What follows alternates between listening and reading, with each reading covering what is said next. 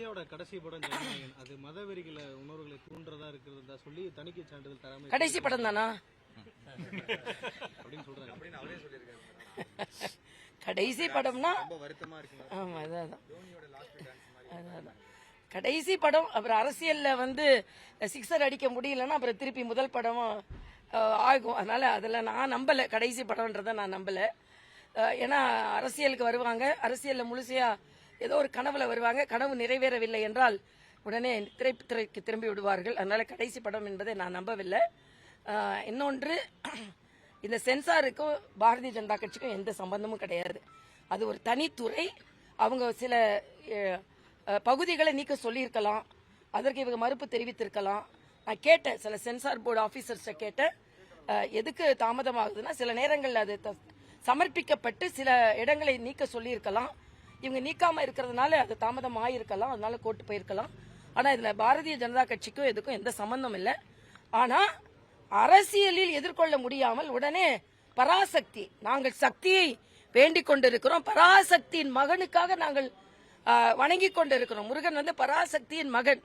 ஆக நீங்க இன்னைக்கு உங்களுக்கு தேர்தல் அரசியல்ல சினிமாவையும் உடனே கொண்டு போட்டியா விட்டு அதுல உங்களுக்கு அரசியல் செய்ய வேண்டி இருக்கு. ஆனா அதுவும் பராசக்தி என்ற பெயர் தான் வைக்க வேண்டி இருக்கிறது என்பதை நான் தெரிவித்துக் கொள்கிறேன்.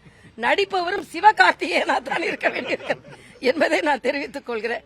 ஆக நீங்க நாத்திகம் பேசினாலும் எப்படியாவது ஆத்திகத்திற்குள் வந்துதான் ஆக வேண்டும் என்பதை, எல்லாவற்றிற்கும் மேல பராசக்தி என்ன கதைன்னு நான் கேட்டேன்னா ஹிந்தி எதிர்ப்புக்கான கதை. இந்தி திணிப்பதற்கு தான் தமிழகம். நாங்களும் எல்லாரும் இந்தி திணிப்பதற்கு எதிரானவர்கள் தான். என்னமோ நாங்க திணிப்பதற்கெல்லாம் ஆதரவு வர மாதிரி பேசிக் கொண்டிருக்கிறார்கள். திணிச்சவங்க யாரு? திராவிட முன்னேற்ற கழக தொண்டர்களை சுட்டு கொண்டவர்கள் யாரு? இன்னைக்கு தோல்ல தூக்கி வச்சுட்டு திரியுறீங்கல்ல காங்கிரஸ், அந்த காங்கிரஸ். உண்மையிலேயே பராசக்திக்கு நீங்க அது உண்மையான கருத்தை பொதுமக்கள்கிட்ட சொல்லி வேண்டும் என்றால் காங்கிரஸை நீங்கள் துரத்தி விட்டு தான் பராசக்தியை ரிலீஸ் பண்ணணும். என்ன கேட்டா அதான் உண்மையான ஒரு நிகழ்வாக இருக்க முடியும். ஆனா எந்த திரைப்படத்திலும் தவறான கருத்து பதிவு செய்து விடக்கூடாது. நிச்சயமாக டெல்லியோட பெருசா தேசிய உணர்வுக்கு எதிராக எந்த கருத்தும் இருந்துவிடக் கூடாது என்பது எனது. அதே போல பராசக்தி படத்துல வந்து டெல்லி மட்டும்தான் இந்தியாவா அப்படின்ற ஒரு வசனமும் அதுல இடம்பெற்றிருக்காரு. இல்ல, டெல்லி மாத்திரம் இந்தியான்னு சொல்ல, டெல்லி இந்தியா, தமிழ்நாடு இந்தியா. ஆக தமிழ்நாடு தனிநாடு என்ற ஒரு நிலையை அடைந்துவிடக் கூடாது என்ற எண்ணம் தான் நமக்கு. தமிழ்நாடு தனித்துவமான நம்ம நாடா இருக்கலாம், தனி நாடாக இருந்து விடக்கூடாது. இவங்களே தனிநாடு சுடுகாடுலாம் சொல்லிட்டு அப்புறம் பயந்து போய் அந்த கோரிக்கை வெளியே விட்டவங்க தான். அதனால இவங்களை பத்தியெல்லாம் இவங்களோட வீரம்லாம் எப்படி இந்திரா காந்தி எப்படி வாழை சுட்டிட்டு போனாங்கன்னு நமக்கு தெரியும்.